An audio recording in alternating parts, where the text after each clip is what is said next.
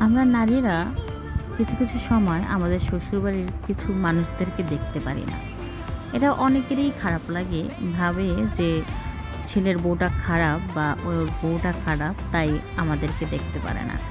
কিন্তু এটার কারণ কেউ পর্যবেক্ষণ করতে চায় না। যখন সেই নারীর স্বামী অভাবে থাকে, বেকার থাকে বা কোনো টাকা পয়সার অভাবে থাকে, তখন সেই আত্মীয়দের ব্যবহারটাই সেই নারীর মনে একটা দাগ কেটে যায়।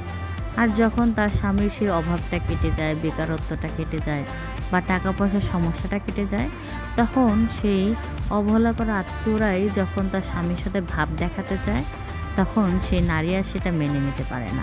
আর সেটা নিয়েই ঝামেলা করে।